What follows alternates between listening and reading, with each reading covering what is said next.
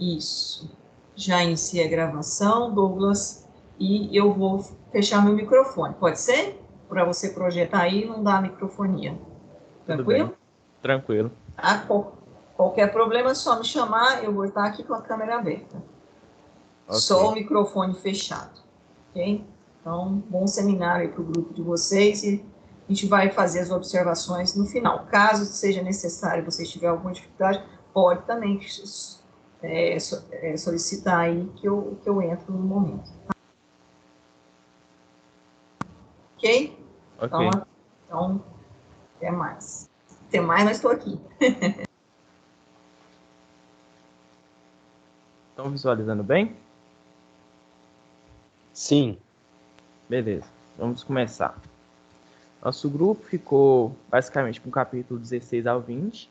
E nesse slide aqui, eu fiz igual o grupo da Elba, que cada um fazia a sua parte do slide, só que dessa vez eu quis fazer um slide só. Só que no caso, a Isabela ainda não.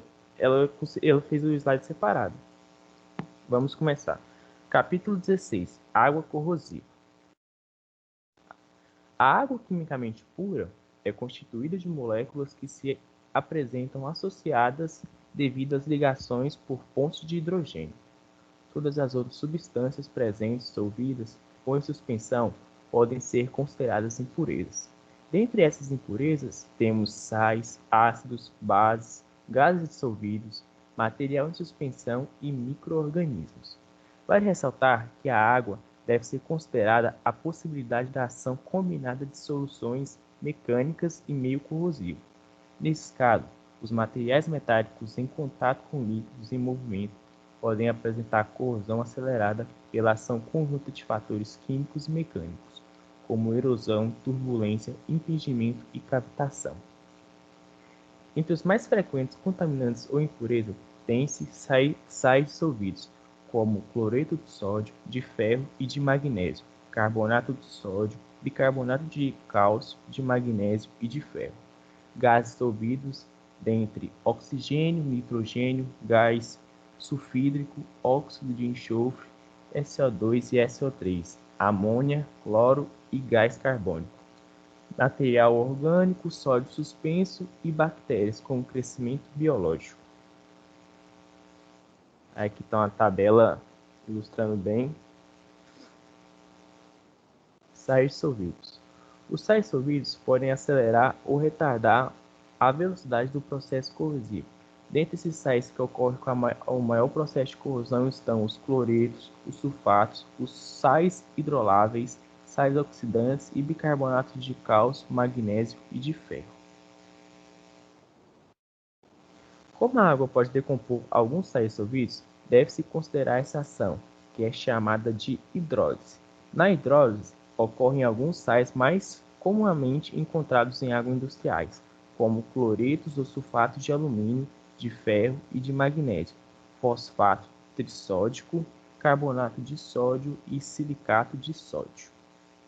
Na hidrólise dos sais devem ser consideradas duas possibilidades: sais cuja parte catiônica se hidrolisa formando soluções. Isso ocorre com um abaixamento do pH da água menor que 7, como por exemplo temos nos sais de alumínio, alumínio 3+, ferro 3+, ferro 2+, magnésio 2+, zinco 2+. São alguns dos exemplos onde pode ocorrer a corrosão com desprendimento de oxigênio por meio do ácido que irá atacar o metal. Essa fórmula aqui explica isso. No caso, o M representa o metal, que pode ser ferro, magnésio, zinco ou qualquer outro, e o N é uma parte iônica. Sais cuja parte aônica se hidrolisa formando soluções básicas ou alcalinas. Isso ocorre na elevação do pH. O pH é maior que 7.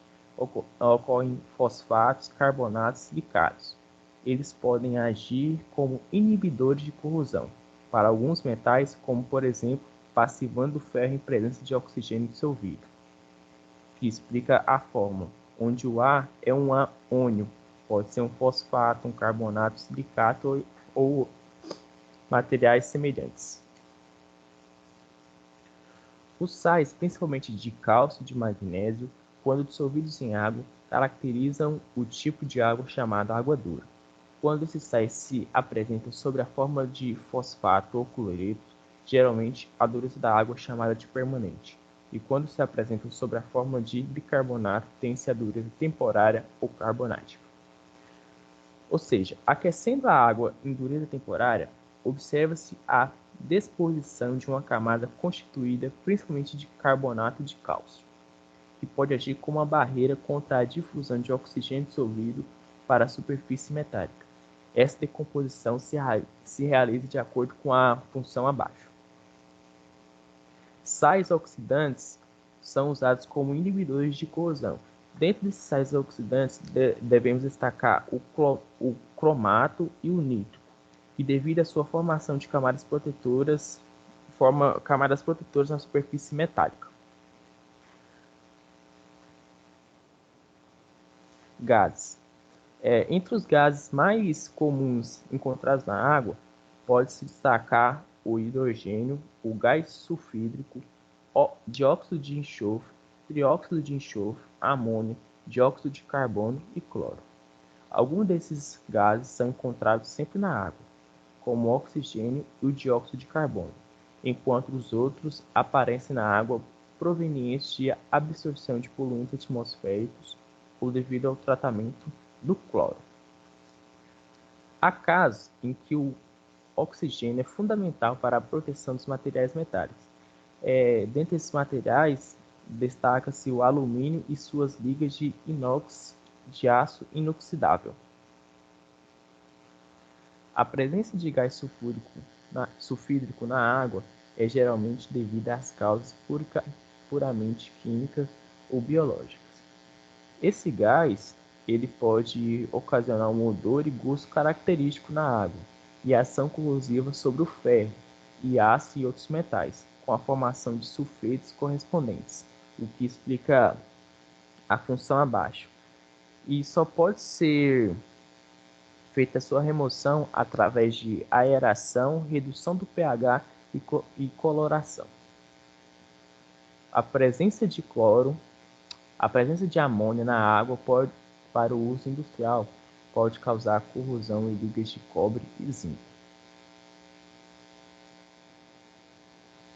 Sólido suspenso.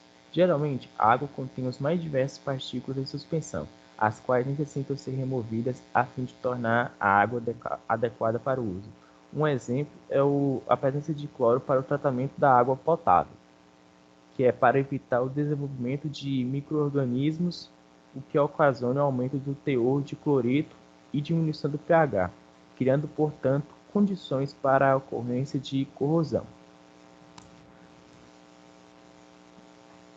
A fim de tornar a água livre de sólidos suspensos, usa-se previamente o tratamento para evitar corrosão, o processo de clarificação, geralmente feito com sulfato de alumínio. Tende-se a flocação, a coagulação, decantação e filtração, são alguns dos exemplos. Crescimento biológico.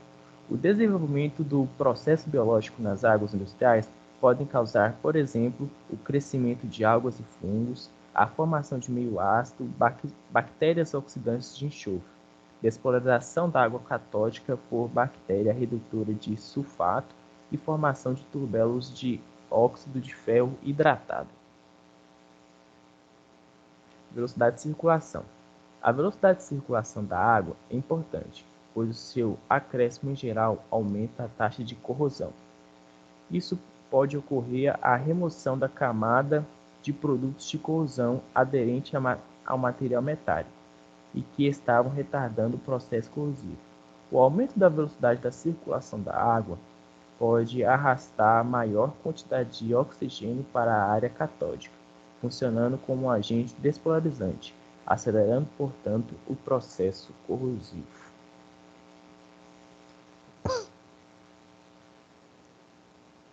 Água potável.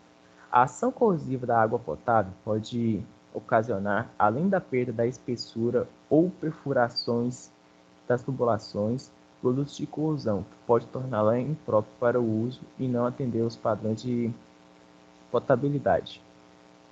Nesse aspecto temos o chumbo e o cobre.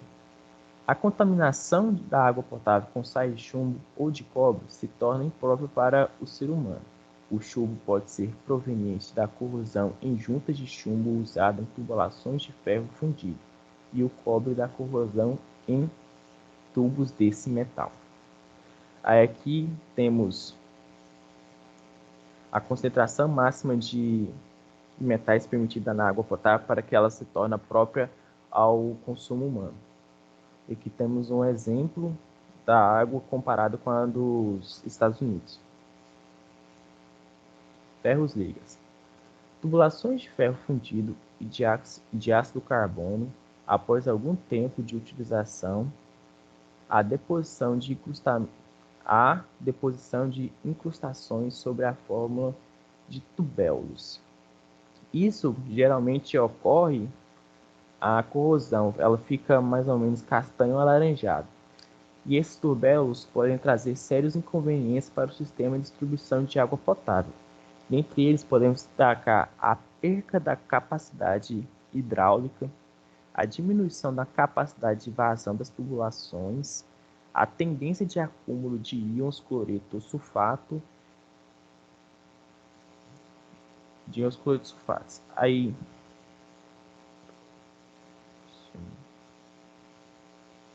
certo.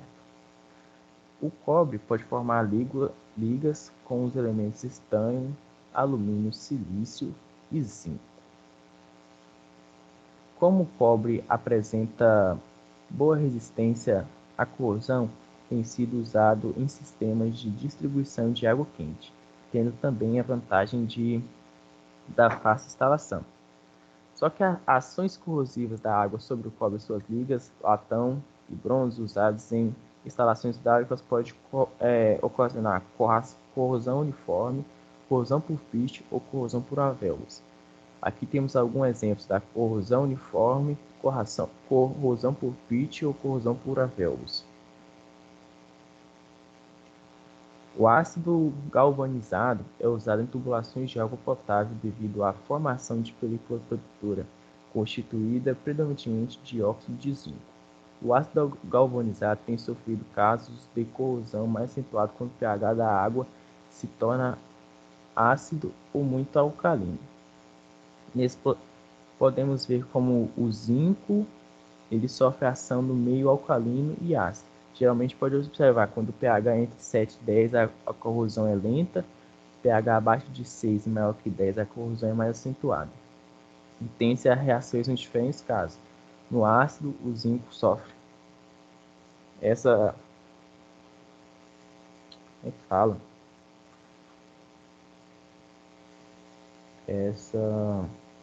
fórmula e alcalino oxidação, né? O zinco está sofrendo oxidação, é a região anódica, né? É o ânodo. E o alcalino está sofrendo redução. Aí a proteção de tubos de ácido galvanizado usado em água potável pode ser direcionada no sentido de evitar o contato com cobre ou com sais de cobre, controlar o pH da água e evitar temperaturas elevadas. Água do mar.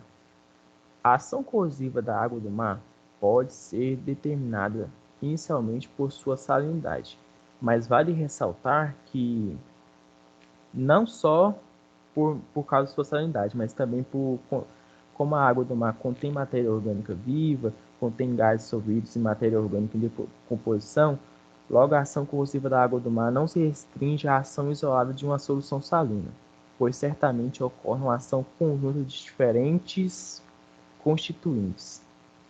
Aí aqui temos uns exemplos da salinidade dos mares e dos oceanos, que apresenta todos os oceanos, não.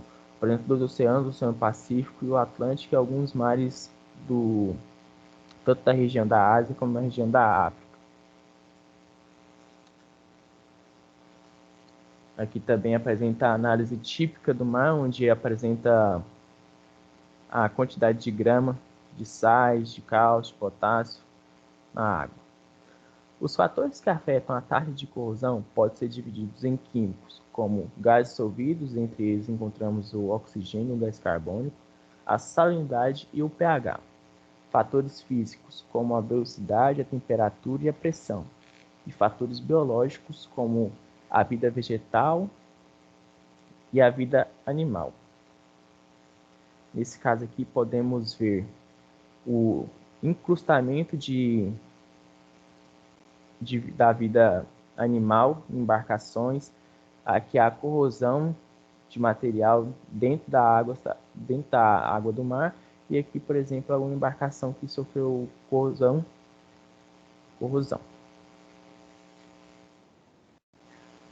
Os ácidos, incluindo os inoxidáveis e ácidos ligas, sofrem corrosão pela água do mar, como é visto no slide anterior. As ligas de cobre possuem boa resistência à corrosão, e o alumínio puro e ligas de alumínio e magnésio apresentam boa resistividade à água do mar e à atmosfera marinha. As principais medidas de proteção à corrosão marinha são: construção adequada de equipamentos. Dentre elas, podemos destacar a prevenir áreas de estagnação, distribuir uniformemente as tensões, evitar frestas, usar soldas contínuas, usar detalhamento construído que permitam adequada rotina de manutenção, seleção de materiais de acordo com a taxa de corrosão e eliminar possibilidades de corrosão eletrolítica.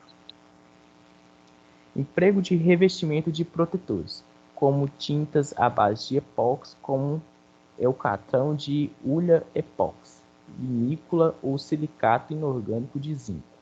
Emprego de tintas anticrustantes ou antifogging, à base de compostos orgânicos de estanho ou dióxido cuproso para evitar o crescimento biológico.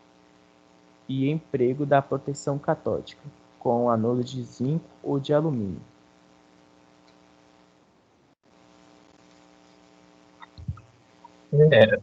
Bom dia, consegue me ouvir bem? Bom dia, conseguimos sim. Sim, quem é o nosso amigo Warley.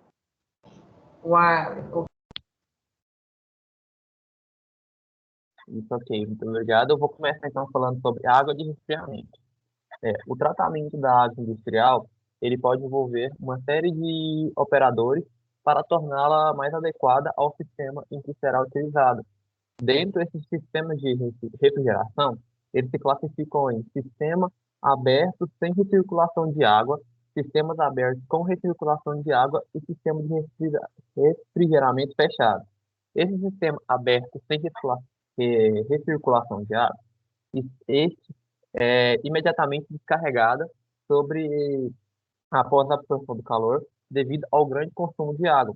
Então, somente indústrias localizadas junto a grandes mananciais têm condição de usar esse sistema. Agora, o sistema aberto com recirculação de água, ele é usado com a finalidade primordial de economizar a água. E ele possibilita um tratamento adequado contra a corrosão e incrustações, proliferações e micro-organismos. Essa água nesse sistema, ela é aquecida nos trocadores de calor e tem seu calor dissipado em torres de refrigeração. Quando a água quente entra em contato com o ar, o fluxo de calor passa dessa água quente para o ar frio, mas a maior parte do calor é transferida através da evaporação da água. E no sistema de refrigeração fechado, com recirculação de água fria, a dissipação do calor ela é feita num radiador ou em trocas de calor refrigerados por um gás, como amônia ou freon. Obrigado.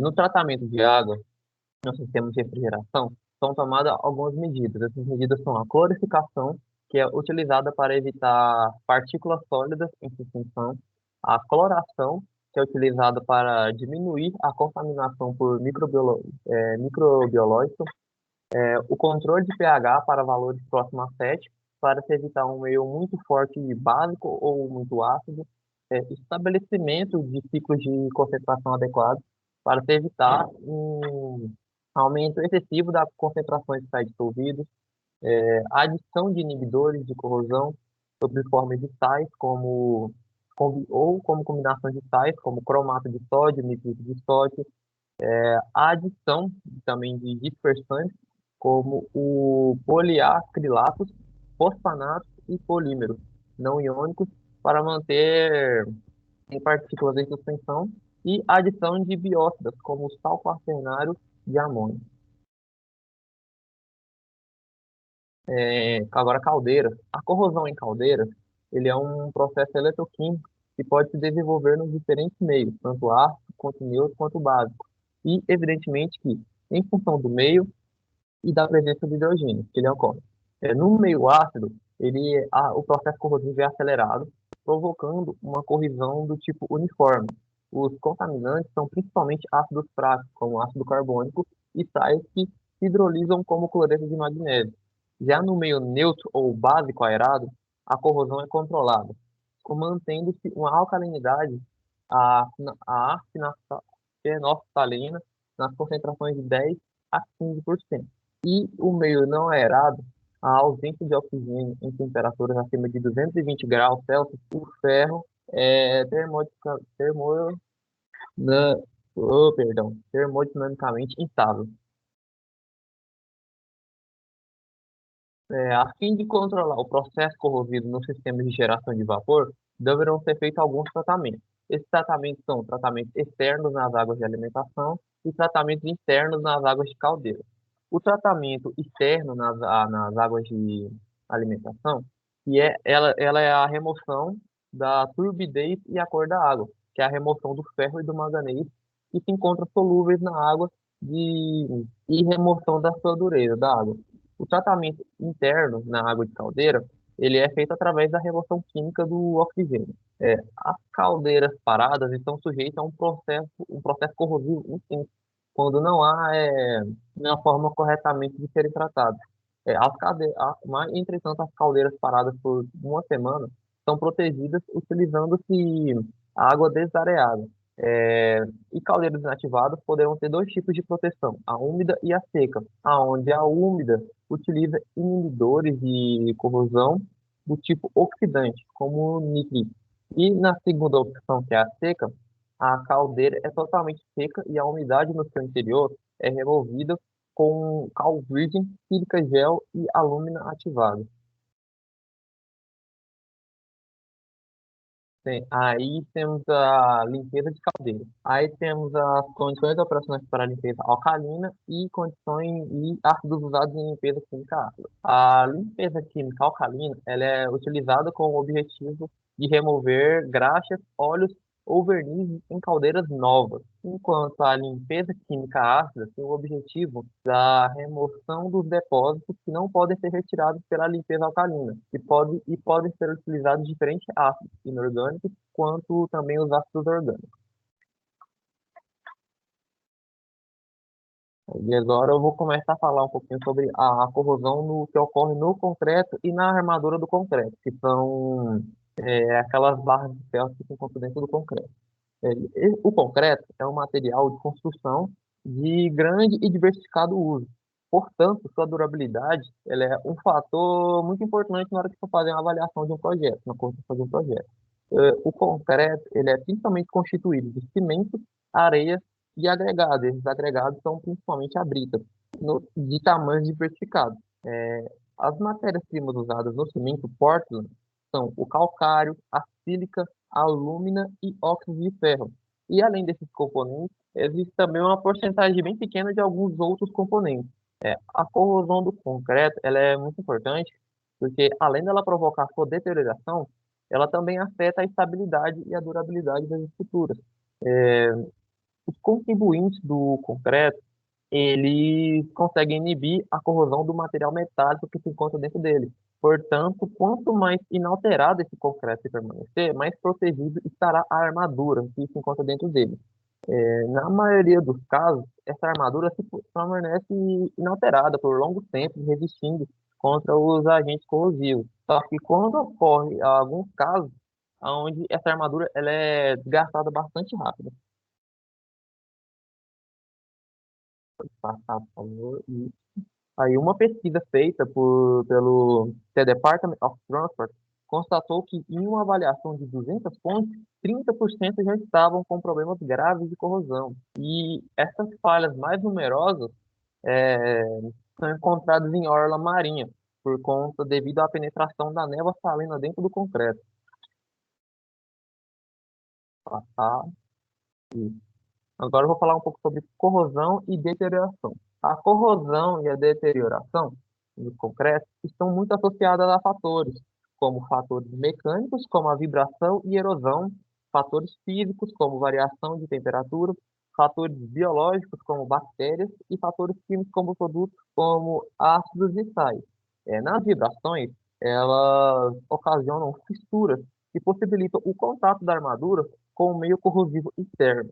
Enquanto nos fatores físicos com a variação de temperatura, ocorre alguns choques térmicos. E essa variação de temperatura entre componentes que possuem características térmicas diferentes acaba ocasionando também microfissuras, que possibilitam novamente a armadura ela entrar em contato com o meio corrosivo. Por bactérias, os micro-organismos eles podem criar um meio corrosivo, oxidando o enxofre ou sulfato, o que aceleram a oxidação dessas substâncias para ácido sulfúrico, que também vai causando a deterioração do concreto. E fatores químicos estão relacionados com a presença de substâncias químicas, como ácido sulfúrico e clorídrico. Agora eu vou falar um pouco sobre as formas de corrosão. A deterioração, por ação química, ocorre na pasta do cimento e em seus agregados. Já a corrosão por ação eletroquímica, ela ocorre na armadura. Quando ocorre a deterioração do concreto, ele acaba se expandindo. E a corrosão eletroquímica do aço, ela pode apresentar formas de corrosão. Essas formas de corrosão se classificam em uniforme, pontiforme, intragranular, transgranular e fragilização do hidrogênio.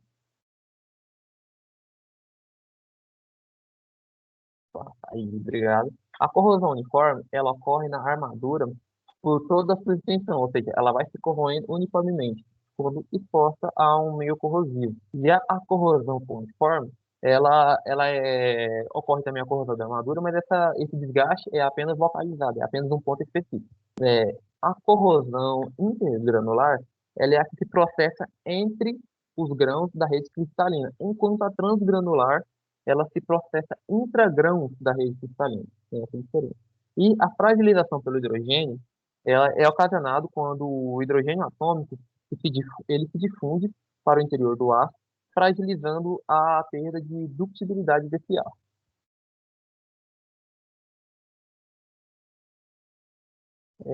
Mecanismo agora. O processo de corrosão ele é necessário um estudo conjunto de variáveis dependentes que ocorrem no meio corrosivo. Dentro dessas variáveis, né, existe o meio corrosivo, o meio material e as condições operacionais. O meio corrosivo ele é constituído por compostos químicos, impurezas, pH, temperaturas e sólidos em suspensão. Enquanto o meio material ele é constituído pela presença de impurezas no processo de obtenção, quando ele é criado. E as condições físicas são as solicitações mecânicas e movimentos relativos a esses materiais. Tá? Os mecanismos de deterioração química estão associados a ações de substâncias sobre o composto não metálico do concreto, ou seja, esse caso de mecanismo não ocorre em cima na armadura, em cima no concreto. Como exemplo desse mecanismo químico, tem-se o ataque do concreto por ácido, como o ácido clorídrico, com a formação de cloretos de cálcio e sílica gel. Já na corrosão por mecanismo eletroquímico, essa ação ocorre sobre a armadura. O mecanismo eletroquímico de processo corrosivo, ele se origina nas áreas anódicas e nas áreas catódicas. Aí a área anódica é onde a corrosão acontece e na área catódica é onde é sem corrosão. Com o produto da corrosão, que tem inicialmente o hidróxido de ferro 2, que em meio não aerado, ele se transforma em magnetita, de cor preta e esverdeada. Mas no caso desse meio ser aerado, ou seja, em contato com o ar, ele se transforma em hidróxido de ferro 3, castanho alaranjado. Esse castanho meio alaranjado, ele já significa que a armadura já está sob o processo corrosivo. Então, procura-se evitar que haja no concreto condições que possibilitam a formação de pilhas eletroquímicas. Entre essas condições, tem-se a presença de eletrólitos, aeração especial, contato em diferentes materiais metálicos e corrente elétrica.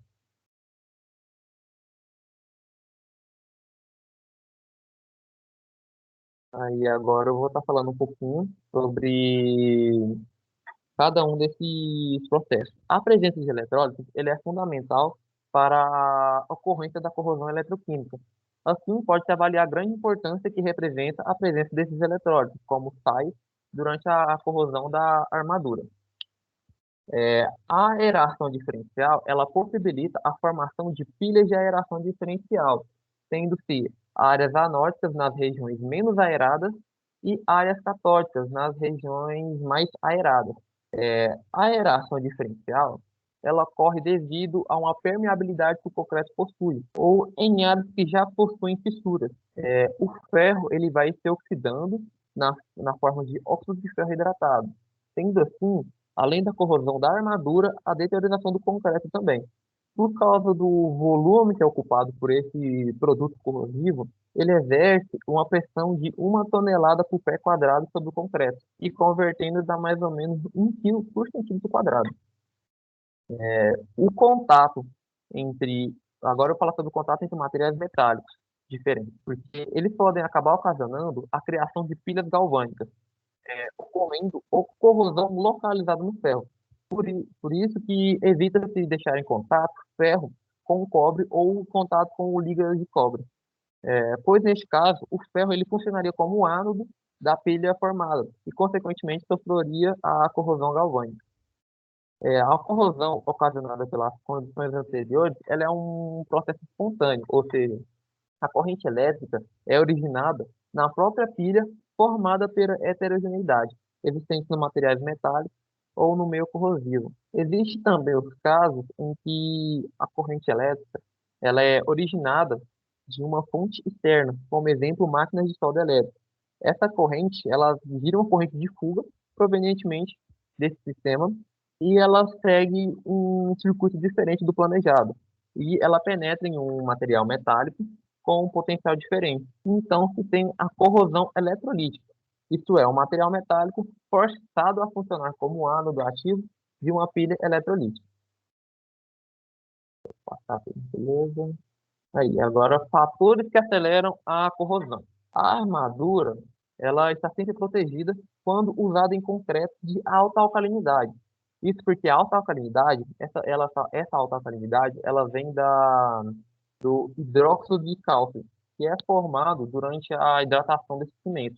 E ele possui, com esse hidróxido de cálcio, um pH bem alto de 12,5. Essa ação isolante é exercida pelo concreto interpõe-se entre o meio corrosivo e a armadura dentro dele. Esta barreira impede a penetração de oxigênio e de água, que são extremamente fundamentais na corrosão. E o processo corrosivo do concreto deve-se considerar também os agentes agressivos à parte do cimento e aos seus agregados.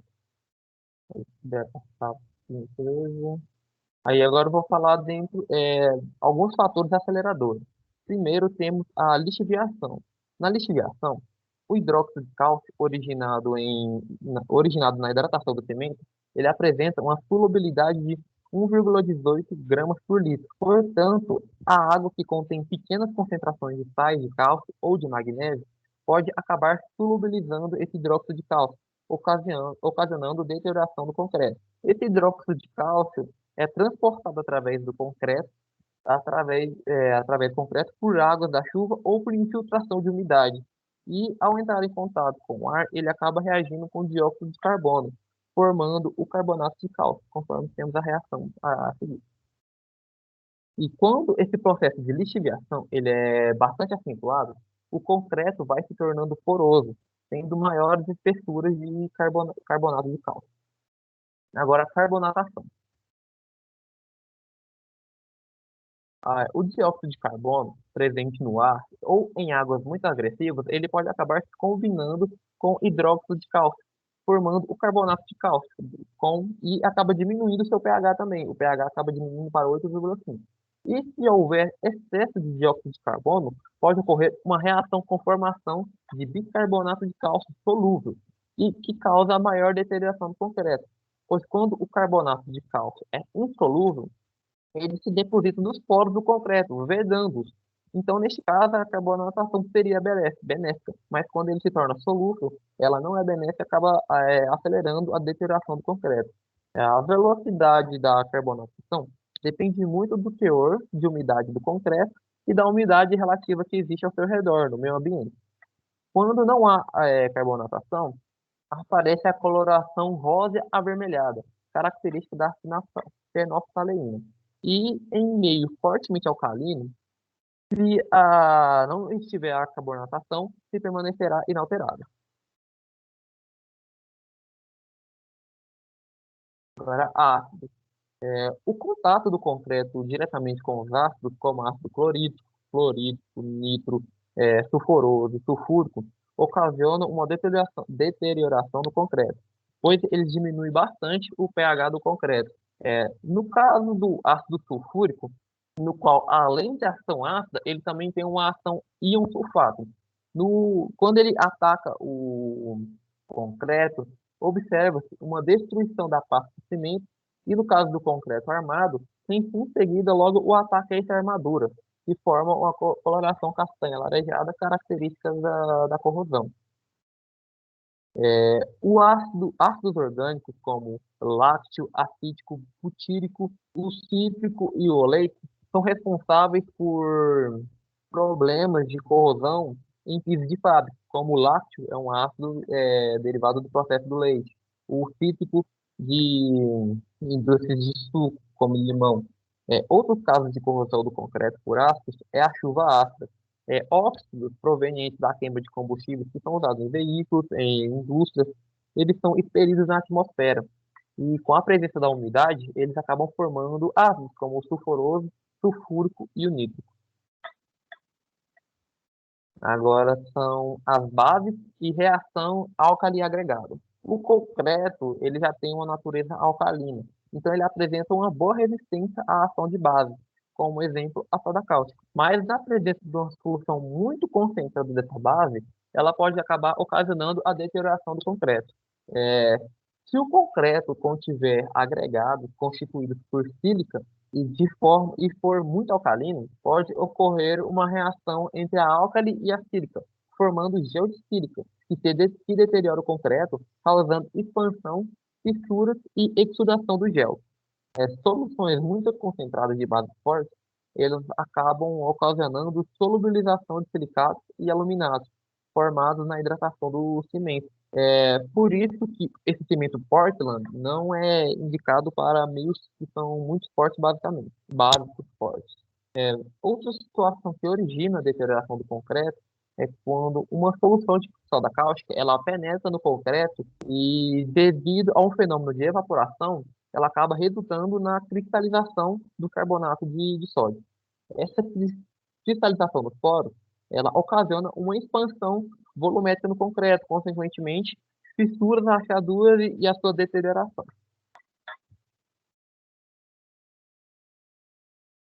Agora eu vou falar sobre os sais. Alguns sais, eles são bastante agressivos ao concreto, pois, sendo eletrólitos, possuem possibilitam uma formação de pilhas que facilitam a corrosão do aço da armadura. Um exemplo são os sais de amônio, que reagem com o meio alcalino do concreto, liberando amônia e lixiviando o hidróxido de cálcio, que é responsável pela alcalinidade protetora do concreto. Sais como o de magnésio, eles ocasionam uma reação do íon de magnésio com hidróxido de cálcio, formando o hidróxido de magnésio insolúvel, que leva também à lixiviação do íon cálcio. No caso, cloretos solúveis, como o cloreto de sódio, podem diminuir a resistência do concreto, facilitando o processo eletroquímico de corrosão da armadura. Aí eu vou dar um exemplo de observação aqui, é que em países onde existe um inverno muito rigoroso, ou seja, a temperatura é muito baixa e acontece o congelamento da água, eles utilizam muitos sais, eles despejam muitos sais na água para fazer o descongelamento. E esse processo de congelamento e degelo, ele tem um efeito muito prejudicial, pois essa água com sais, ela penetra nos capilares do cimento e se congela lá dentro, e acaba ocasionando a expansão do concreto. Então, com esse processo de congelamento, descongelamento, ele vai deteriorando o concreto com um efeito acumulativo. Passar. Agora, a água do mar. O concreto sofre uma deterioração devido a algumas ações que a água do mar exerce. Essas ações podem ser a força mecânica das ondas, a cristalização no interior do concreto, conforme eu mencionei anteriormente, em condições alteradas de molhagem e secagem, ações químicas como os sais dissolvidos como sulfato de magnésio, pois o sulfato de magnésio ele reage com o aluminato tricálcico formando o sulfoaluminato de cálcio e deteriorando o concreto como consequência. Passar. Gás sulfídricos e sulfetos. O gás sulfídrico ele se origina da hidrólise do sulfeto. O ácido sulfídrico ele ataca o ferro, dando sulfetos de ferro e hidrogênio atômico. Só que o hidrogênio atômico, na presença de sulfetos, ele se difunde para o interior do material metálico. E isso acaba ocasionando uma fragilização desse material metálico. Que no caso, seria a armadura do concreto. Pode passar. Agora, bactérias.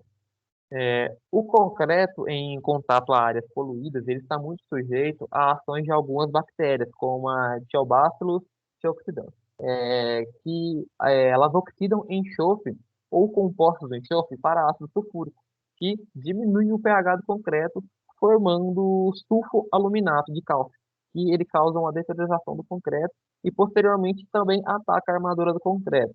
Então, em grandes tubulações de concreto, onde é utilizada a condução de esgoto, eles sofrem uma corrosão bastante intensa. Então, para minimizar essa corrosão, eles utilizam algumas medidas. Essas medidas é uma adequada velocidade de escoamento do esgoto, a ventilação para a remoção do gás sulfídrico, substâncias tóxicas para eliminar a atividade bacteriana e um cimento resistente ao sulfato. Corrente de fuga.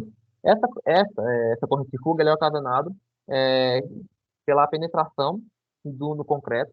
A corrente, né, ela penetra o concreto, atingindo a armadura do aço. E na saída dessa corrente, para retornar ao seu circuito original, ela acaba ocasionando uma corrosão da armadura. Então, conforme eu mencionei anteriormente, pode ser iniciado, por exemplo, como equipamento de solda, onde a corrente elétrica ela acaba fazendo o desvio do seu projeto original, acaba penetrando no ferro, e na saída do ferro, ela acaba ocasionando a corrosão. Pode passar. Condutividade. A presença de sais, como cloreto, sulfato e nitrato, possibilitam a corrosão da armadura, pois eles são eletrólitos fortes que permitem uma baixa resistência elétrica, possibilitando o fluxo de elétrons, ocasionando a corrosão da armadura ou dos arames de proteção se possuir. Porosidade e permeabilidade. Nas áreas mais permeáveis e porosas, ocorre a penetração de soluções de eletrólitos e de gases, tornando também a resistência do concreto baixa e acelerando o seu processo corrosivo. E fissuras e trincas. Devido a solicitações mecânicas, que o concreto tem que aguentar altas forças mecânicas sobre ele pode apresentar fissuras e trincas, que também possibilitam o ataque corrosivo diretamente na armadura, pois ocorre penetração de soluções de eletrólitos, gases e de correntes de fuga. Vou passar agora. Reparo de estruturas de concreto. Com a ocorrência desses processos corrosivos mencionados anteriormente, torna-se necessários alguns reparos. E esses reparos são as manutenções preventivas e corretivas. Só que a manutenção preventiva, ela pode tornar desnecessário o uso da manutenção corretiva, uma vez que você já preveniu o ato da corrosão. A manutenção preventiva, ela pode, por exemplo, ser a limpeza da estrutura, eliminação de áreas de estagnação de água e de fluidos agressivos, a aplicação de revestimento protetor e recuperação de defeitos logo que ele aparecerem no concreto. A execução de reparos ela é feita de uma maneira geral, seguindo um procedimento. Primeiro, a caracterização do agente e de seus mecanismos de ação, ou seja, primeiro eles caracterizam o agente que está causando a corrosão e conforme ele age, depois é retirado o material que já foi deteriorado, ou seja, aquele material danificado é retirado, E se não houver comprometimento da armadura, eles apenas repõem o concreto. Mas, em caso do comprometimento da armadura, é necessário soldar uma nova armadura. Pode passar. Agora, proteção. As medidas de proteção para evitar corrosão em concreto são de várias naturezas. Algumas são usadas já na formulação do cimento e do concreto, e outras após a montagem da estrutura. Para um bom desempenho, deve ter um concreto de ótima qualidade, uma qualidade adequada, estruturas corretamente projetadas e uma previsão sobre a agressividade que o meio ambiente vai exercer sobre aquele concreto. A formulação do cimento e argamassa. São recomendáveis diversas medidas para a proteção do concreto, que está sujeito à ação de sulfato e ácido sulfúrico. Então, é muito importante o cimento conter um teor menor que 8% de aluminato tricálcico e o torna resistente a esse sulfato. E o cimento com alto teor de monoaluminato de cálcio, ele é usado para aumentar a resistência contra a ação como ação de cloreto, perdão. Pode passar. Revestimento protetor. Na aplicação de tinta sobre a superfície do concreto, é muito importante levar os seguintes cuidados. A limpeza e retirada da nata superficial do cimento. E também, antes de aplicar essa tinta resistente, é muito importante fazer a limpeza e retirada da superficial do cimento. Usar tintas resistentes à alcalinidade do concreto e também não se deve encapsular o concreto se ele não estiver completamente seco, pois a umidade presente no concreto tende a sair e a empolar essa película impermeável. Como revestimento, são aplicados sobre o concreto, revestimento aplicado sobre o concreto, tem-se as tintas à base de epóxi, tintas à base de epóxi, pinturas com impregnação de uma solução de silicato de sódio, tratamento com fluossilicato de magnésio, e o processo de ocratação. E esse processo de ocratação, ele é um tratamento do concreto com tetrafluoreto de silicato, formando sílica e fluoreto de cálcio na superfície, permitindo maior resistência. E revestimento com argamassa ou cimento antiácido. Pode-se também aplicar um revestimento sobre a armadura. Esse revestimento sobre a armadura, ele pode ser aplicado uma tinta epóxi ou uma tinta rica em zinco.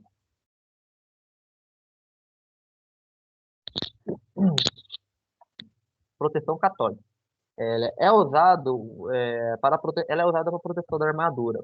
É colocado, então, um cátodo de um sistema elétrico de corrente contínua usando ánodos inertes em forma de tela. Esses ánodos inertes em forma de tela pode ser usado como exemplo um titânio revestido com uma camada de óxido condutor. Inibidores de corrosão. Os inibidores de corrosão, eles são adicionados à massa do concreto para evitar a ação de cloreto, ou seja, eles são adicionados logo na massa do concreto quando ele está sendo formado. O mais utilizado atualmente é o nitrito de sódio, só que tem sido testado também o emprego do nitrito de cálcio, que é para evitar a corrosão do cloreto de sódio.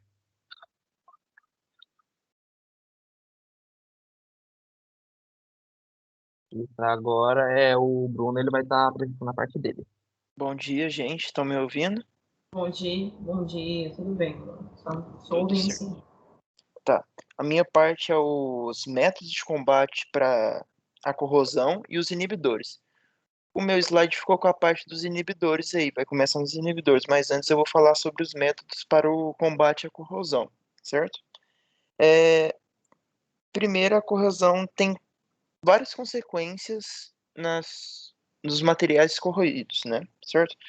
E por causa de você tem que avaliar o que você tem que fazer com aquilo que está corroído, se é substituir, se é fazer uma manutenção, se tem vários fatores que você pode fazer com esses materiais, certo?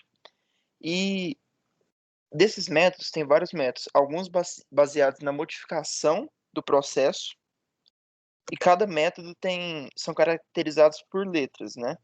Pelo combate, que é o A de atmosfera, W, que é submerso em água, e G subterrânea. Eu não vou entrar em qual é cada classificação de cada um, porque senão ficaria muito extenso e não cabe nessa aula para fazer isso. Mas, baseados na modificação do processo, o que temos?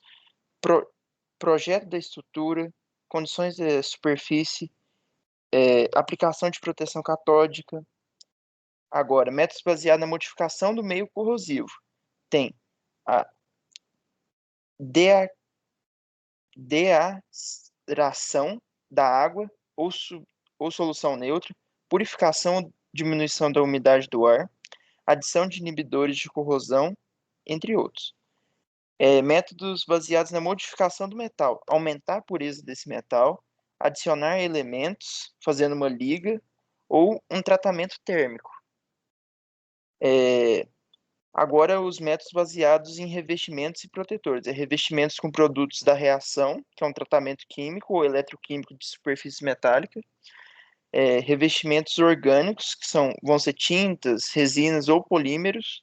Revestimentos inorgânicos, esmaltes, cimentos. Revestimentos metálicos e protetores temporários. Neste mesmo capítulo 18, tem algumas fórmulas para calcular tanto o valor das matérias-primas que vão ser economizadas e outras fórmulas para calcular tanto a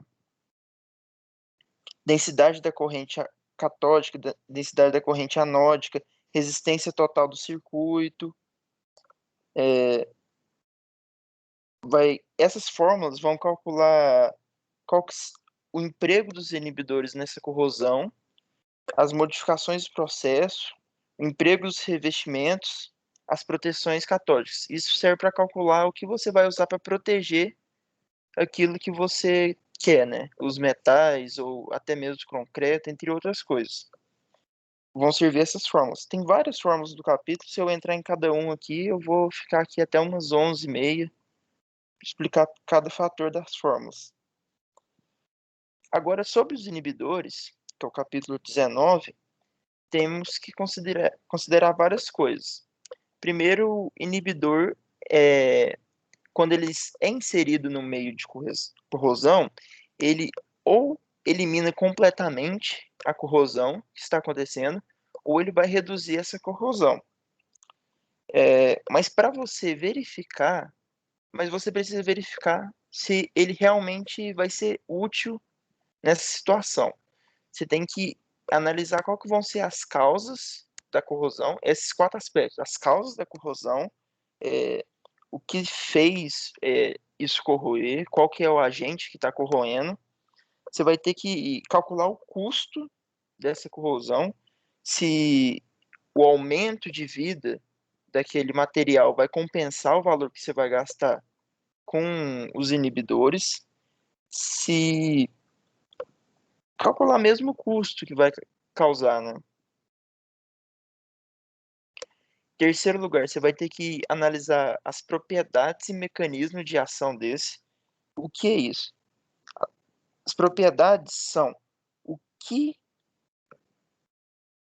tem que ver se ele é compatível com esse elemento, porque às vezes ele pode parar de corroer o concreto, por exemplo, mas o metal que está junto desse concreto pode sofrer corrosão por causa desse material. Então você tem que analisar todas as propriedades do inibidor que você vai pôr e ver se ele não tem alguma incompatibilidade com outros elementos. E o 4, você tem que analisar as condições adequadas de adição dos inibidores.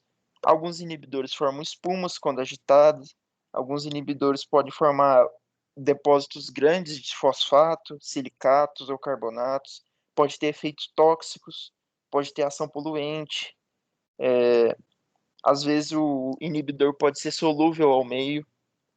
Tudo isso tem que ser levado em consideração na hora de você escolher o inibidor e na hora de ver se compensa mesmo, ou se compensa pôr o inibidor ou trocar mesmo o que está corroendo. Pode passar. Aqui eu pus que existem vários tipos de inibidores. Os anóticos, vamos falar primeiro sobre os anóticos. Eles vão formar, os inibidores normalmente vão formar películas, mas esses inibidores vão, o anódico vai formar uma película sobre a superfície de metal. E a reação dele impede ou retarda a reação do anodo. Por isso é chamado de inibidor anódico. De acordo com o livro, ele fala que você tem que usar bastante desses inibidores anódicos acima do bastante, não sei se eu pus aqui. Não pus da coisa. Você tem que usar bastante acima do ponto crítico que eles falam, porque esse ponto crítico é o ponto que não vai sofrer mais isso. Criar essa camada deve se utilizar homogeneamente acima do valor crítico. E desse tipo anódico é recomendado 2 ou mais tipos de inibidores. Esses inibidores são normalmente hidróxido, carbonatos, silicatos, boratos, fosfatos, e eles vão impedir a reação anódica nos metais. Um exemplo disso é a oxidação do ferro na superfície do metal e formação de cromato de ferro insolúvel na superfície metálica. E esse tipo de material é usado muito em concretos armados, para proteger concreto armado, certo? Deixa eu só chegar ali na parte aqui do meu arquivo.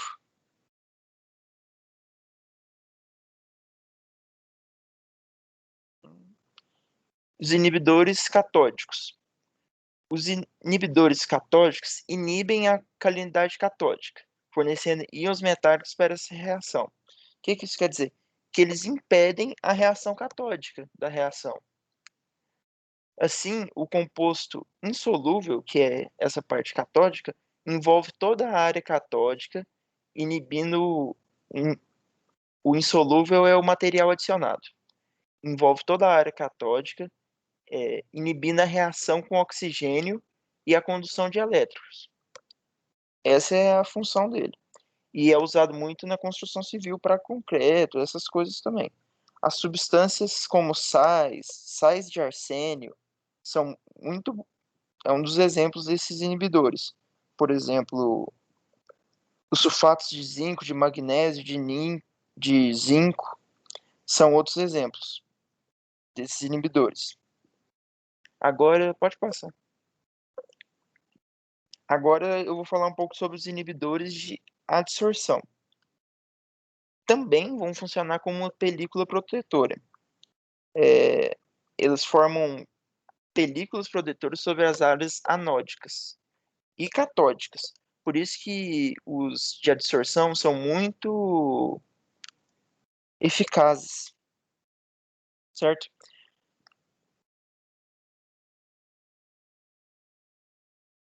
Tá.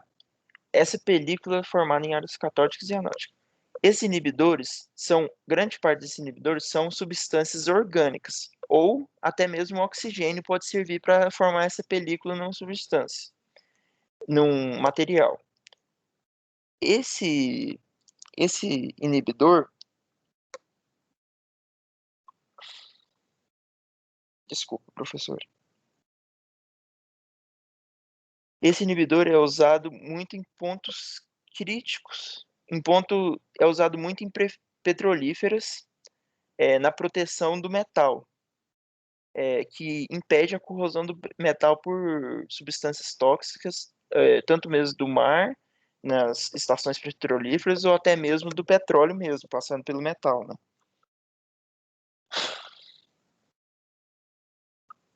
Tá, certo. E a proteção, agora depois tem os inibidores por proteção temporária. Os inibidores por proteção temporária são para isso mesmo, para uma proteção temporária do material. Normalmente são produtos oleosos que são utilizados,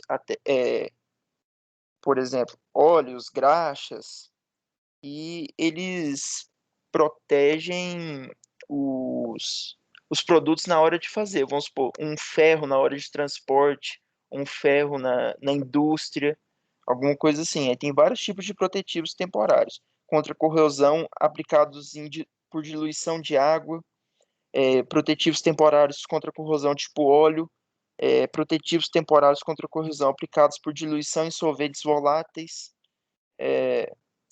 protetivos temporários aplicados a quente, e eles podem ser usados em ambientes internos para proteção de peças de ferro, proteção de chapas, fitas, peças estampadas, forjadas, proteção de máquinas, eixos, ferramentas e proteção de peças usinadas ou retificadas. Cada um tem o seu grupo de classificação. Pode passar. Os inibidores de fase-vapor são sólidos voláteis que, ao serem colocados em ambientes fechados, saturam o ar com seus vapores, fazendo uma película protetora. Porém, essa substância é muito perigosa porque ela pode acelerar a corrosão de certos materiais. Então, é recomendado esse inibidor para pequenas peças críticas de máquinas, não para uma máquina inteira, porque isso seria muito prejudicial. Seria recomendado, por exemplo, para uma engrenagem, por exemplo, engrenagem muito importante, coisas como isso. A eficiência dos inibidores é dada por essa fórmula, que é a taxa de corrosão sem o uso do inibidor menos a taxa de corrosão com o uso de inibidor, dividido vezes 100, dividido pela taxa de corrosão com o uso de inibidor. Aí, esse T2 está errado, é TC, que era para ser. E aí vai dar em porcentagem. Vai dar em porcentagem não, vai dar o valor da eficiência. O emprego dos inibidores, eu não pus cada um aí no slide, porque senão ia ficar muito grande o slide. Eu vou enumerando cada um. A decapagem ácida, que são soluções aquosas de ácido, são usadas para retirar a carepa ou a casca de laminação, certo?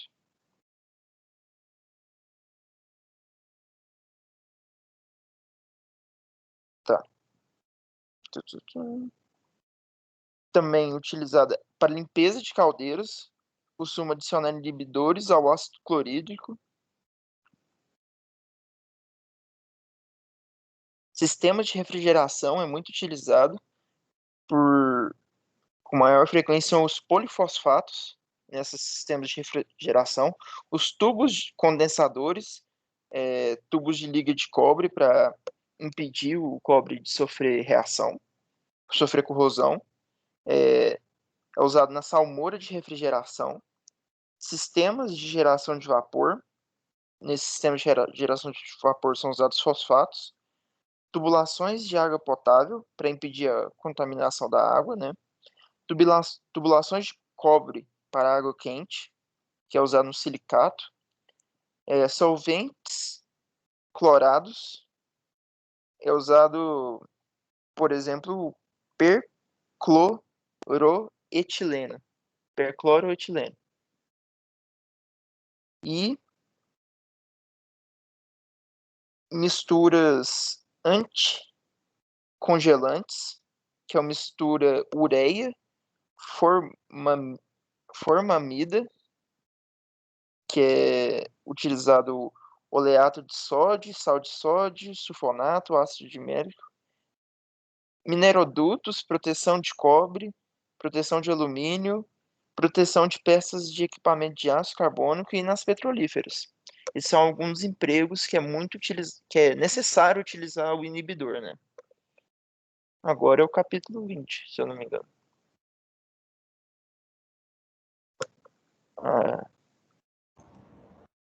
Ok.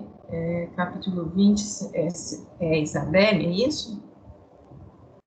Isso, professora. Sim, ela Professora, não seria ela, no está, caso. né? Seria mandei. ela, né? Mas ela não É, apareceu ainda não. uh-uh.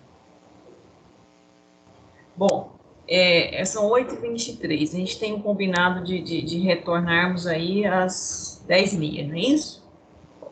Isso. Então, vamos fazer o seguinte. A gente retorna às 10h30. Provavelmente, se a Isabelle for apresentar, ela vai apresentar esse horário, né? Se ela não for apresentar, porque o capítulo 20 é a modificação de processos, não é isso? Eu não estou enganado. Isso é importantíssimo na área de vocês, né? De projetos, modificação de processos e de projetos, né? Para que eu possa minimizar os impactos da corrosão negativamente. Tá? Então, né, o formato da peça, né, é importantíssimo, né? Ou, inclusive, né, um projeto de automação, enfim, eu posso modificá-lo para minimizar a questão da corrosão. Bom, eu vou começar a falar, a gente vai ter que parar, né? É 8h24, né? É isso? Vocês têm que parar 8h30? Fede ou não? Professora, nossa aula é Sim, 9 pode horas. falar, Se Matheus. quiser estender um pouquinho, Posso, então? E aí a pode. gente espera a Isabelle às 10h30, né? Então, vamos lá. Então, retorna aí o seminário aí para mim do Douglas, né? Primeiramente, parabenizar vocês três. Vocês realmente, né, são capítulos extensos, apesar que ele aqui é um pouco repetitivo. Não sei se vocês perceberam isso aí, quem estava assistindo, né? A gente agora vem aplicando um pouco os conceitos que foram trabalhados no capítulo de 1 ao 8 e no capítulo, né, do 9 ao 15. A gente ficou ali trabalhando, né, a parte de conceitual. A partir do entendimento da parte conceitual, a gente vem falando um pouquinho, né, de algumas aplicações disso, logicamente mostrando, né, o que acontece com relação à presença de água e o que isso, né, vai interferir nos processos. Vamos lá, então, volta no Professora, capítulo 15, é o a Douglas? Isso, questão pode de falar. repetição é até visível porque o Douglas já tinha falado também um pouco de inibidores, por mais que fosse mais pelo Sim. superficial, e de proteção também, e os outros dois capítulos eram, tipo, desenvolvendo essa parte de proteção e inibição. Na verdade, a parte de proteção em si, ela vai vir ainda mais para frente, com mais detalhe. Por enquanto, a gente está só citando, né? Existe proteção catódica, aí falou um pouquinho de corrente contínua, né? Falou um pouquinho, né, da questão da formação de películas, e aí, logicamente, você entrou na parte de inibidores, aí o Bruno, né? Mas que já estamos dentro da parte de mecanismos para minimizar os efeitos de corrosão. Mas se eu entendi os conceitos, isso fica fácil, né? Então, assim, as coisas é um gancho, né? Uma coisa que vai amarrando com a outra. Então, vamos lá, que eu acho que aqui parece que eu tô com uma turma aí de engenharia que a gente está com problema, porque eles não conseguem entender os conceitos, então a gente não consegue seguir. Mas vocês, graças a Deus, estão indo bem. Ainda bem, né? Porque senão a gente fica traumatizado. Mas vamos lá. Isso, água, né, corrosiva. Então, é a questão da presença, né, e das características desse meio que pode, então, ter a questão da corrosão. Eu até anotei aqui, no caso do capítulo, só alguns detalhes, sabe, Douglas? Do seu capítulo, eu anotei aqui. Isso, deixa eu ver aqui se eu puxei aqui. Isso. Eu até vou aqui, eu anoto os tópicos aqui do livro também, 16:1:6, deixa eu só voltar um aqui, 16:1:6, que eu anoto, mas eu tenho que voltar para saber o que eu quero falar mesmo. Quando você falou da questão, e eu acho que nós discutimos isso, talvez, não assim, a gente discutiu, mas talvez, para mim, é que não estou lembrado direito. A questão da temperatura. A temperatura é importante com relação a essa questão da corrosão, e aí não vai só em questão, né, de meios aquosos, mas enfim, aqui a ideia foi de meios aquosos. Ela vai influenciar nessa corrosão, a temperatura? Vai sim, Só professor. vou... e por quê? Vai, porque ela diminui a polarização, né? E aumenta a condutividade de eletrólito. Exatamente, né? Então, assim, é aquele conceito, né? Eu vou diminuir, então, eu vou aumentar a condutividade, ou seja, eu vou diminuir a resistividade, né? Mas sempre ela vai interferir no lado positivo da corrosão, ou seja, acelerar a corrosão ou não? Cadê aqui? Eu estou chegando lá. Acho que estou. O que você acha? Os colegas podem ajudar também o Douglas aí. Em si, não, mas como um fator auxiliar externo, eu acredito que sim. 16, não sei, chegando lá, acho. Pois mas assim, então, eu sempre posso dizer que o aumento da temperatura, eu vou aumentar ou possibilitar uma corrosão? Não, até porque existem outros meios também, como a água também, que não influencia muito, né, professora? Influencia mais a matéria orgânica, a salinidade. Quem está falando aí é o Douglas, né? Douglas, eu vou só projetar um pedacinho do texto, do livro texto que vocês fizeram aqui, o mesmo que está aí para vocês. Eu não sei se eu consigo projetar quando vocês estão com ela aí, deixa eu ver. Deixa eu ver se eu consigo, acho que não, né? Não, né? Você tem que tirar aí, só um minutinho, só tira aí que eu vou projetar um pedacinho do livro só. Só projetando, então. Isso é importante. A minha internet hoje aqui tá complicada. Vamos ver se eu consigo. Se eu não conseguir, eu peço para vocês fazerem a projeção para nós. Mas acho que eu vou conseguir. Projetei para vocês? Sim, professor, projetou. Isso. Ixi, meu mouse aqui. Aqui, Douglas, deixa eu só ver se eu consigo aumentar. Aumentei? Não, é o máximo. Não, aumentei. Aumentei aqui. Temperatura. Isso aqui é importantíssimo, esse tópico aqui, 16.1.6, temperatura. Então, lê para nós aqui, Douglas, só esse tópico aqui de temperatura. Temperatura. Os efeitos da temperatura são vários, podendo-se citar: as reações de corrosão são usualmente mais rápidas em temperaturas elevadas. Mudanças de temperatura podem afetar a solubilidade dos produtos de corrosão, e os gases são menos solúveis com a elevação da temperatura. É isso aqui, Douglas. Os gases, de uma forma geral, não é isso? São menos solúveis quando eu aumento a temperatura, tá correto? Menos solúveis quando aumenta a temperatura. Tá correto. Os gases são menos... Tá correto. Opa. Agora, o que tem com relação... Então, agora lê esses dois outros parágrafos aqui, importantíssimos. Como comprovação, verifica-se que a velocidade da corrosão do ácido doce em água potável aumenta cerca de 30%, entre 20 a 30 graus Celsius. Mas acima de 80 graus Celsius, esse efeito é contrário, devido à diminuição de solubilidade do oxigênio nessa temperatura. Às vezes, águas agressivas, a fria, podem se tornar incrustantes com o aquecimento, modificando-se, portanto, seu comportamento, caso da diminuição da solubilidade do carbonato de cálcio com o aquecimento. Olha aí que interessante, né? Então, os senhores que vão trabalhar aí com motores de carro, né? E condições de resfriamento ou aquecimento e com ligas, né? De aços. Vocês vão ter que pensar nisso e conhecer cada composição do aço, cada material. Porque dependendo, logicamente, se eu tenho um aumento, né? Ou melhor dizendo, um aumento da temperatura, eu tenho uma diminuição da solubilidade do oxigênio. E se eu tenho uma diminuição da solubilidade do oxigênio, no caso do ácido inoxidável, no caso da presença do ferro, isso é positivo, né?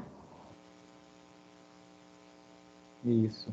Percebe? Então, é muito importante, né, esses critérios aí com relação à questão, né, da presença de água e eu alterar, né, lógico, você falou do sólido suspenso, você falou da questão da temperatura, você falou da questão da concentração, né, da diferença de aeração, que nós vimos lá, né, anteriormente, no capítulo do 1 ao 8, lá, que o nosso amigo Vanderlei, né, não está aí, né, o Vanderlei, né, Matheus? Wanderson, ixi, estou ruim, né? O Arley e Wanderson. O Wanderson não está aí, não, é o que sempre está trabalhando, coitado. Está falando dentro do carro, está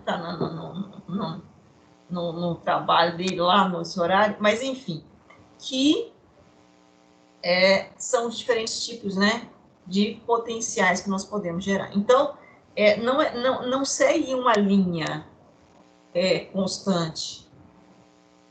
Na maioria das vezes, o aumento da temperatura, sim, gera um aumento, né, com relação à corrosão, mas depende do material ao qual eu tenho e, logicamente, da influência da solubilidade dos gases em relação a esse tipo de material. Então, assim, é muito particular cada caso, né? Eu tenho que avaliar individualmente. Como o nosso amigo Douglas falou, né, esse capítulo é muito extenso e assim, são muitas as situações que ele traz, né, essas variações. E aí nós vamos lembrar do seminário da Elba, né, que é exatamente do seminário do grupo, né, estou falando da Elba, mas é do grupo da Elba, que traz para nós aí essa questão, né, de conhecer as zonas de passivação, de ativação e de imunidade de cada material, dependendo de potencial hidrogeniônico, dependendo da oxigenação. E, logicamente, as mudanças físicas, temperatura, tensão, elas estão relacionadas com essas particularidades. Tá ok, pessoal? Tudo bem? Ok, professor. Foi você que falou, foi Douglas. Você falou que usar solda contínua é recomendado. Por que usar solda contínua é recomendado? Porque aí não vai ter fresta, né? Para entrar água e começar a corrosão de dentro. E se eu estiver usando a solda não contínua, então eu vou ter um espaço que eu não vou ter solda, um espaço que eu, né, fragmentado, vamos dizer assim. Uhum. E aí eu posso também gerar com a própria solda, nesses espaços aí, a questão, você falou frestas, mas logicamente, o que vai interferir? Não é a questão de entrada de água, lógico, isso também pode, sem dúvida, mas tem um outro fator primordial em relação a isso. Porque se eu tenho uma parte com solda, parte sem solda, parte com solda, parte sem solda, o que eu gero ali? Condições para que eu tenha o quê? Uma fragilidade, uma tensão. Uma tensão, uma diferença de potencial. E aí, se eu tenho uma diferença de potencial, o que eu vou ter? Corrente? Corrente, tem fluxo de corrente. Se eu tenho fluxo de corrente, eu vou ter o quê? Uma pilha. Uma pilha, uma área anótica, uma área catótica. E se eu tenho uma área anótica, uma área catótica, vocês já estão sabendo que, né, vocês vão ter uma corrosão naquela região onde tem a tendência em quê? Em perder os elétrons. E a região onde tem a tendência em receber os elétrons, eu vou ter a minha área catótica. Professora? Certo? Sim.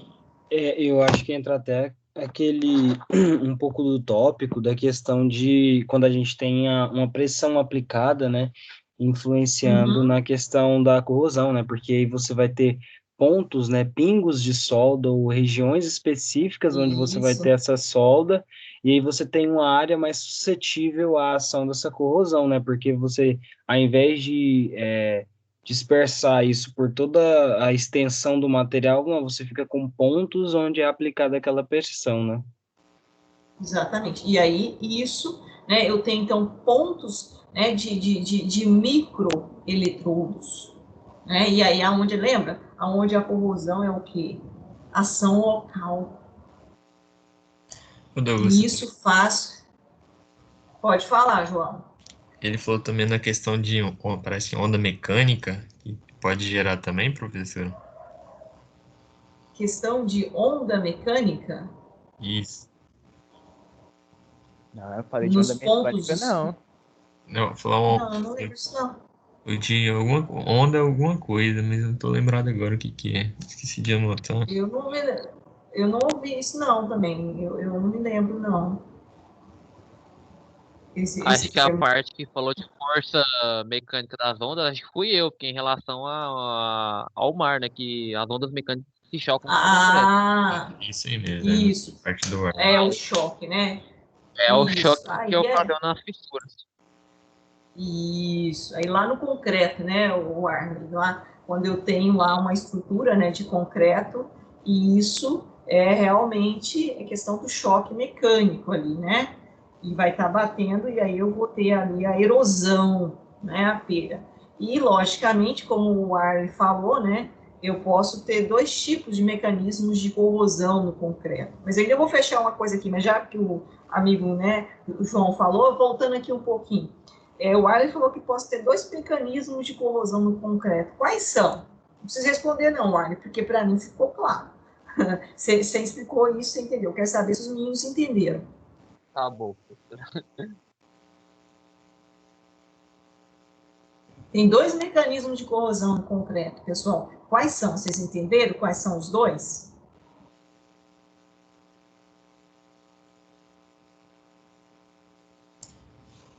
Se eu não me engano, acho que é porosidade. Não, mecanismos. Quais são os mecanismos de corrosão que nós temos? Pode falar? Pode falar. O meio corrosivo é a composição química, concentração de impurezas, pH, temperatura e sólidos de suspensão? Não, mas eu quero saber quais... Você falou lá, que nós temos dois mecanismos de corrosão no concreto. Quais são eles?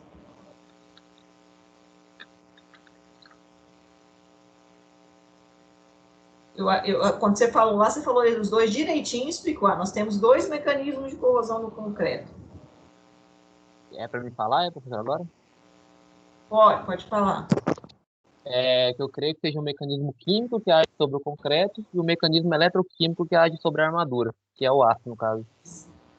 Exatamente. Então, nós temos, gente, lembra quando eu apresentei aquele artigo para vocês? Aí eu falei, olha, nós temos... E ainda depois você falou dos três mecanismos. Nós temos, na verdade, três mecanismos de corrosão. Químico, eletroquímico e qual o outro? Qual que é o terceiro? Eletrolítico. Eletrolítico. Então, fechou. Isso aqui é o beabá da corrosão, certo? Temos três mecanismos. No caso do concreto, eu posso até ter os três, dependendo, que é o que o Arlen, inclusive, mostrou. Podemos ter os três mecanismos de corrosão no concreto. Né? Então, o pessoal da Civil aí tem um gargalo grande, mais grande, eles precisam entender disso aqui, mas assim, né? Mas vocês também da mecânica. Por quê? Porque o mecanismo químico não tem transferência de elétrons, mas aí o Arlen mostrou as diversas reações que tem, né?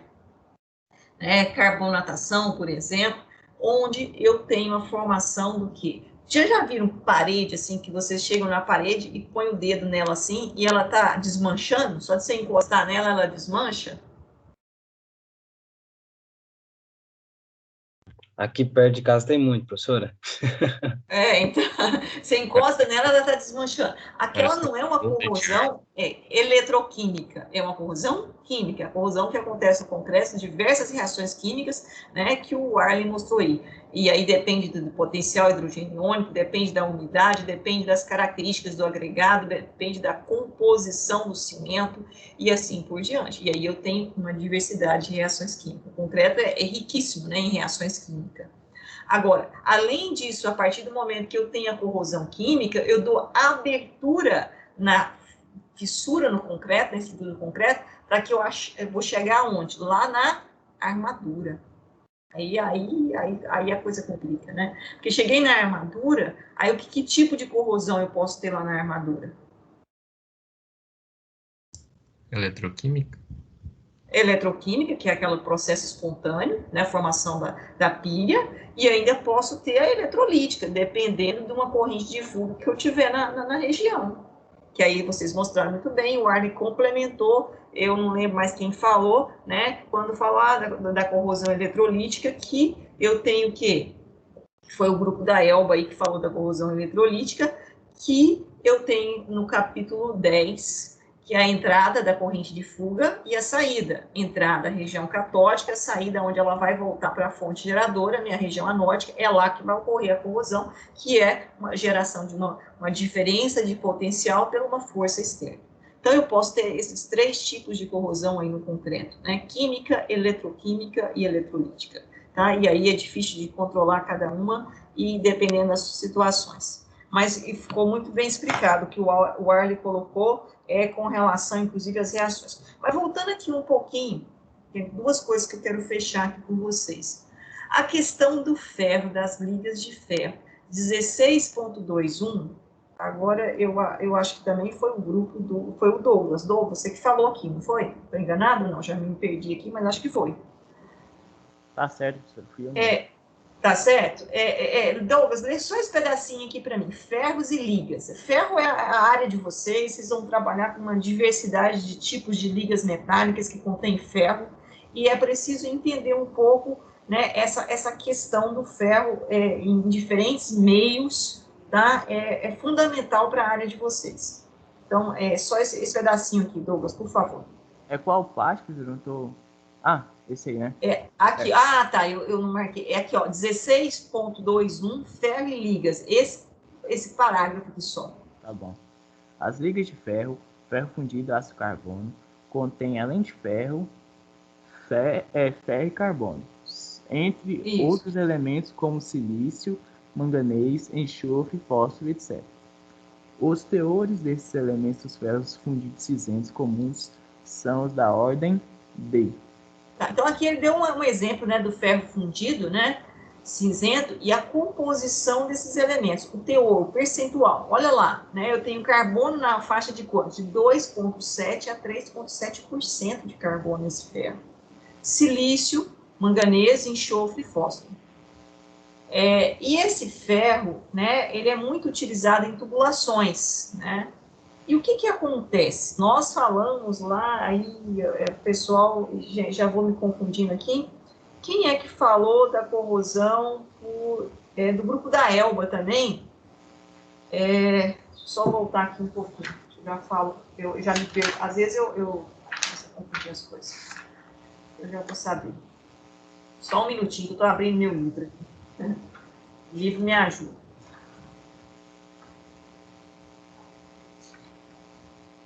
Corrosão seletiva, capítulo 11. Quem é Elba que falou do capítulo 11 aí para nós? Oi, o Luiz, professora. Luiz está aí?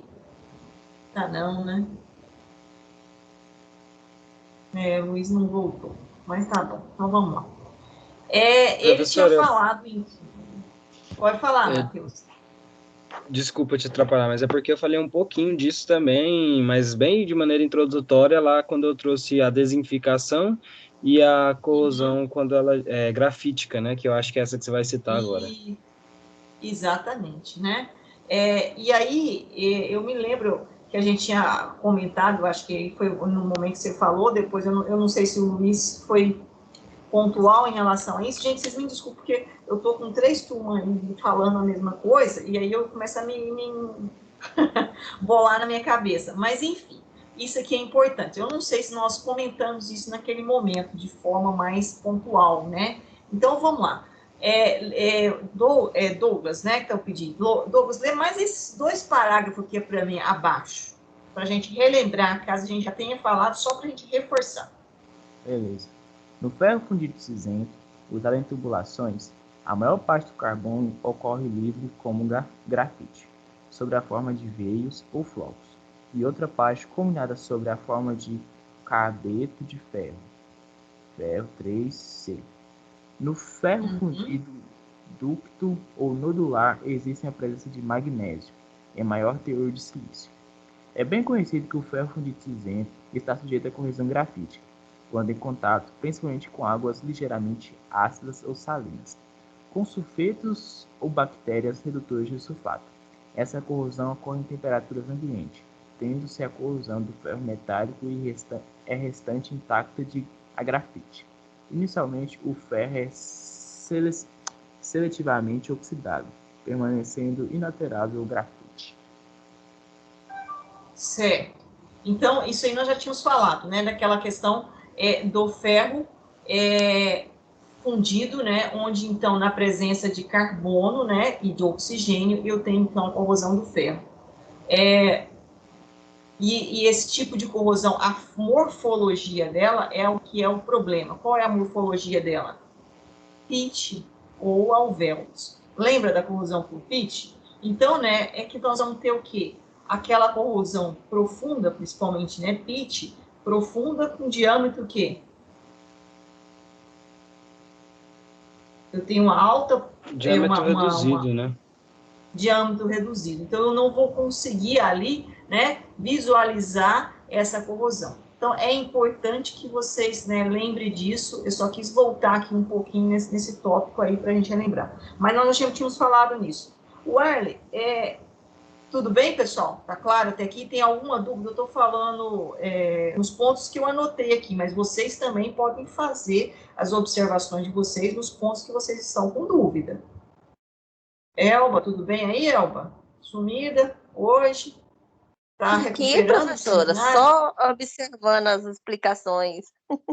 Recuperando o seminário, né? Bom, professora, aqui o Arce não. Não? Ó, eu queria ir lá na página, deixa eu ver aqui, 184, ó, vou puxar aqui, 184, eu acho que foi o Arley que comentou. E eu vou precisar de você agora, Elba, para falar dos inibidores. Polarização anótica e catótica. 184. Só indo no livro aqui, porque eu vou anotando aqui um ponto. O Arley, e lá na página 184, agora é para você. Sistema de motores a diesel. Isso aqui é importante, eu acho que você passou batido aqui. Ou você falou e eu não vi. Essa parte é do Douglas ainda, professor. Ah, é do Douglas? Então, Douglas, você que passou batido aqui. Eu sei que eu fiquei meio assim, falei, não, essa parte aqui é uma parte que vocês não poderiam deixar passar. Né? Porque é como se diz, a menina dos olhos de vocês, né? É ou não é? Então, vamos só discutir um pouquinho esse parágrafo aqui, sistema de motores a diesel. Douglas, então, se é você, eu vou pedir para você ler esse parágrafo aqui para nós, até também formas de pitch ou alvéolos. A gente volta novamente àquele ponto, né? A página, você está conseguindo... a parte é sistema de motores a diesel. A página, se eu tenho um número, para me acompanhar. Você tem um número. Tá, a página está na página, ó. Deixa eu baixar aqui. 184. Ok, obrigado. Sistema fechado com circulação de água. Você falou muito bem do sistema de caldeira, né? Mas você esqueceu de falar desse aqui. De caldeiras você falou muito bem. Ah, não, foi você que falou? Não, essa parte aqui de caldeiras, a parte de caldeiras e refrigeração de água foi minha mesmo. Isso, foi você, né? Então tá certo, né? Então é aqui, então é você. Eu achei que fosse você, mas enfim, né? Não, tá Sistema de motores a diesel. Então lê para nós, Uai. Então é sua, então. Tá, tudo bem. Sistema de motores a diesel. No sistema de motores a diesel, os problemas são semelhantes aos do sistema anterior, quanto à corrosão e incrustações, agravados com o problema de corrosão e cavitação. São provocados pela ebulição da água a baixas temperaturas e pressões reduzidas, motivada pela queda de pressão local, a níveis mais baixos do que a da pressão de vapor. Nas condições de temperaturas reinantes, a zona de queda de pressão é a de estrangulamento com alta velocidade de fluxo. Após a passagem da água por essa zona, a pressão volta ao normal e as bolhas entram violentamente em colapso ou implodem sobre paredes limitadas de superfície, como camisas de cilindro e paredes de bloco, ocasionando cavidades sobre a forma de pais ou alvéolos. Isso, corrosão na forma, né? Na morfologia de pits ou alvéolos. O que é isso, gente? Isso aqui é alguma coisa que acontece lá no motor do carro de você, né? Principalmente a diesel. Alguém sabe me explicar por quê? A partir dos conceitos que nós vimos aí de corrosão, as aplicações.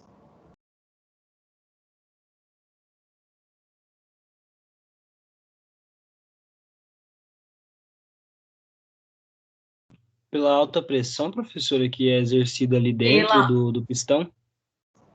E aí, o que acontece? Eu tenho pontos que vai acontecer o quê? Eu tenho o quê? Essa pressão que eu vou, o quê? De baixas temperaturas, e isso vai fazer com que eu tenha o quê?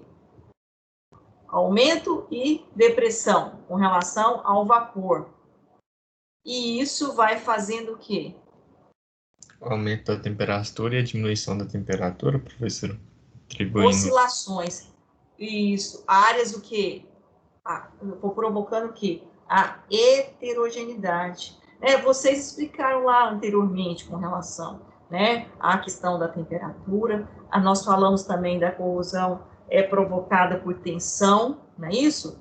Então, aqui dentro do motor do carro, nós temos, né, sistema de motores a diesel, nós temos isso aí, principalmente o sistema de motores a diesel, né?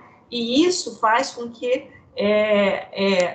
as bolhas, né, entrem violentamente em colapso. Uma bolha, né, o gás, o quê? Os gases, a aeração, e batendo nas paredes do motor, né? E isso vai ter o quê?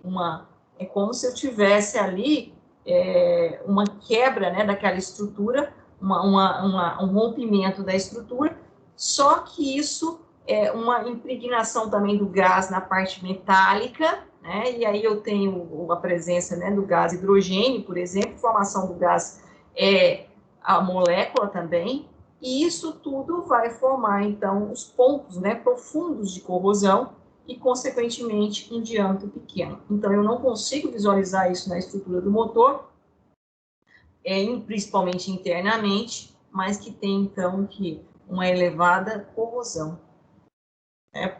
Simplesmente pelo sistema de pressão.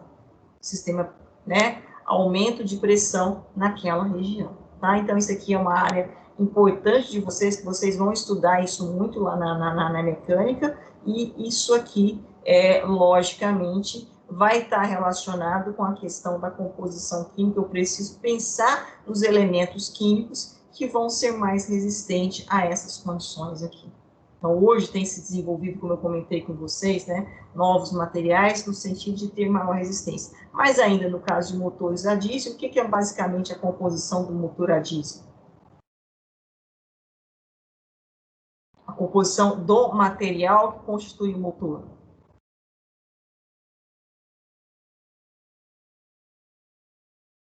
A senhora está falando das partes metálicas, é isso, professora? Isso, da estrutura, isso. Não, da estrutura metálica que compõe o motor. Quais são os elementos? Alumínio e ferro, professora, é isso? Os principais componentes? Tem o ferro, continua tendo ferro. Então, é um problema ainda? É um problema. Tá? Então, eu realmente vou ter, né, esse tipo de sistema que vai ocorrer, né, essa forma, essa morfologia de corrosão proveniente por esse, não é o incrustamento, mas sim o choque mecânico, com os vapores, né, com o abaixamento e com essa oscilação com relação à pressão de vapor. Tá?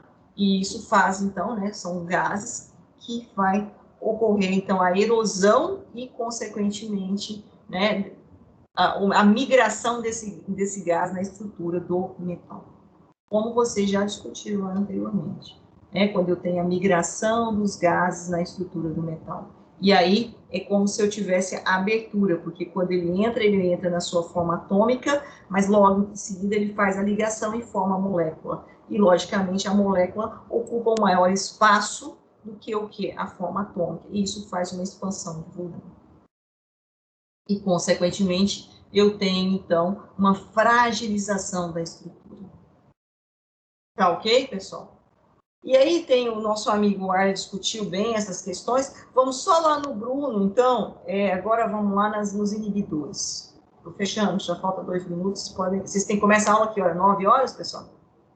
9 horas, professora. Não, então eu vou fazer o seguinte, eu vou parar aqui e depois a gente começa a parte de inibidores do Bruno e nós retornamos à questão da nossa amiga Isabelle e vocês entram em contato com ela, ver se ela vai conseguir. Deixa eu só parar essa gravação, só um minutinho, então. Pode ser, pessoal? Tá bom, pode sim. Pode ser. Alguma pergunta até aqui que vocês gostariam de fazer? Aqui eu só fiz as perguntas que eu achei que poderiam gerar dúvidas, mas vocês têm a abertura para fazer. Ou vocês querem fazer posteriormente? Posteriormente, né? Falta 1 minuto, né, Elba?